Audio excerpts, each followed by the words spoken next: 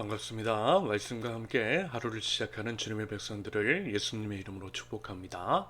2022년 11월 28일 월요일 오늘 주신 말씀은 전도서 1장 12절부터 18절까지입니다. 나 전도자는 예루살렘에서 이스라엘 왕이 되어 마음을 다하며 지혜를 써서 하늘 아래에서 행하는 모든 일을 연구하며 살핀즉 이는 괴로운 것이니 하나님이 인생들에게 주사 수고하게 하신 것이라. 내가 해 아래에서 행하는 모든 일을 보았노라. 보라, 모두 다 헛되어 바람을 잡으려는 것이로다.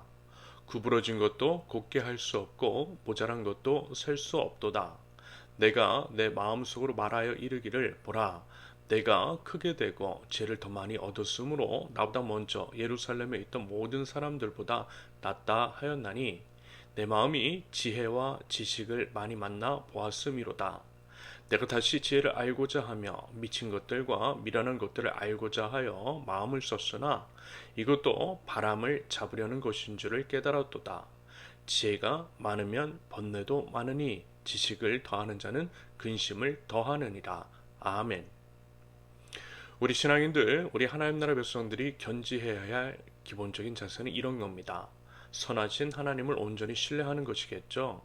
설령 우리의 이해 범주를 벗어나는 일이 우리의 삶 가운데 일어난다 할지라도 하나님에 대한 신뢰를 거두지 않는 거예요. 더불어 이런 것이 있습니다. 우리 이제 자신의 수준으로 하나님을 판단하거나 재단해서는 안 된다라고 하는 것. 여러분, 인간의 원죄라는 것이 그렇습니다. 원죄는요, 결국 자기 자신이 하나님 되려는 마음입니다. 하나님 되어서 함부로 판단하는 것, 바로 그것입니다. 그래서요, 이것은 선하다, 저것은 악하다 라고 본인이 결정 내리는 거예요. 선악과를 먹은 것, 선악과를 먹을 때에 선과 악을 분별한다 라는 말씀의 상징적인 의미가 바로 그런 것입니다. 그런데 여러분, 우리가 어떻게 함부로 판단할 수 있겠습니까? 우리는 한계적 존재, 우리는 지극히 부분적인 것만 볼 수 있죠. 전체를 볼 수 없고 속마음까지 들여다 볼 수 없다라는 겁니다. 그러므로 판단의 오류 가능성이 농후하다라는 거예요. 일부만 봤을 때는 그런 것도 전체적인 맥락으로 바라보면 이해가 되는 것들이 있습니다. 전체적인 맥락으로 옳은 것이 있어요. 우리가 가짜 뉴스, 어용 언론에 속아서는 안 되는 이유일 것입니다. 의도를 가지고 단편적인 것만 떼어서 보여주죠. 그런 것들은요. 그러면서 이제 누군가를 희생양을 삼고 마녀 사냥을 하고 사회적인 살인, 인격 살인을 저지릅니다. 설령 진실이 훗날 밝혀진다 할지라도 이미 커다란 상처로 인해서 회복 불가능한 경우들이 부정의한 사회 안에 비일비재합니다.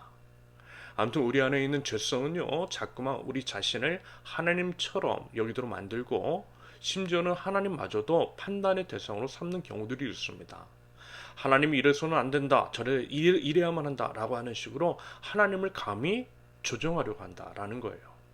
하지만 여러분, 그것이 바로 커다란 죄이고 악이라는 점. 우리는 그저 광대하신 여호와 하나님 앞에 굴복하는 것, 그것밖에 없는 거예요. 우리가 하는 하나님에 대해 아는 것이라고는, 만약에 하나님이 바다라고 한다면요, 우리는 그저 물 한 컵 정도도 하나님에 대해서 알지 못한다라고 하는 것을 인정하고요, 하나님 앞에 부디 겸손할 수 있기를 바랍니다. 여러분, 부디 하나님을 하나님으로 모실 수 있기를 바라요. 하나님이 하나님 되게 하실 수 있기를 바랍니다. 이러한 관점, 이러한 자세와 태도가 우리에게 필요합니다. 그런다고 할 때 이해되지 못할 일이 없다라는 거예요. 여러분, 하나님은요, 이해의 대상이 아니라 믿음의 대상이십니다. 경배의 대상, 예배의 대상이세요. 그리고 우리가 믿으면요, 또 이해가 돼요. 하나님을 온전히 믿으면 모든 일이 하나님의 주권과 섭리 가운데에 일어난다라는 것들을 인정하게 되고, 결국 그래서 이제 모든 것들을 이해할 수 있게 됩니다. 설령 지금 당장은 아닐 수 있어도 우리가 주님 배울 때에는 결국 모두 이해하게 될 것입니다. 더불어 그 하나님을 온전히 신뢰하고 의지하는 것이 지혜라고 하는 점. 모든 지식, 모든 지혜의 근원 하나님이시잖아요. 하나님께서 온 우주를 만드셨습니다. 우주의 질서, 경영 원리가 하나님으로부터 왔습니다. 하나님은 실로 모든 것이세요. 그러므로 하나님을 알 때에 점점 모든 것들을 이해할 수 있게 됩니다. 하나님을 소유할 때에 감히 이제 우리가 소유하는 소유라고 하는 표현을 써도 되는지는 모르겠지만 아무튼 우리가 하나님을 소유할 때에 모든 것들을 소유하게 되는 거예요. 여러분 모든 것이신 하나님께 붙어 있으실 수 있기를 바랍니다. 하나님께 굴복하고 하나님 앞에 엎드려 하나님 앞에 구하실 수 있기를 바랍니다. 그러면요 우리의 길을 열어주시고 삶의 지혜를 허락하여 주실 줄로 믿습니다. 보통 솔로몬 일것이라고 여겨지는 전도자, 다시 말해서 이제 전도서의 저자는요 인생사에 대해서 이런 식으로 이야기를 합니다. 계속해서 이제 헛됨에 대해서 이야기를 하면서 오늘 본문 13절을 보니 세상 만사는 하나님께서 우리들에게 주신 것이라고, 하나님이 인생들에게 주셔서 수고하게 하신 것이며 그래서 이제 괴로운 것이라는 식으로 이야기를 합니다. 그런데 이 말씀을 보면요 하나님을 이해하기가 쉽지 않습니다. 우리를 괴롭게 하고 수고롭게 하시는 하나님이시라니요. 정말 그렇다라고 한다면 하나님 악당이세요. 과연 그런 분을 우리가 믿고 따를 수 있을까라고 하는 생각이 들 정도입니다. 하지만 여러분 아니죠. 이 말씀은 그런 의미가 아닌 것입니다.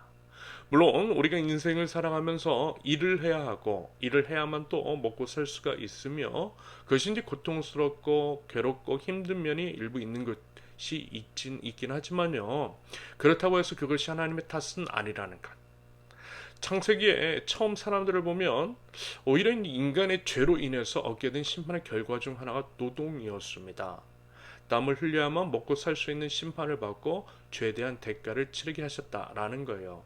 노동의 원인이 사람에게 있다라는 겁니다. 더더군다나 여러분 일이 그렇다고 해서 이제 무조건 나쁘거나 고된 것만은 아니죠.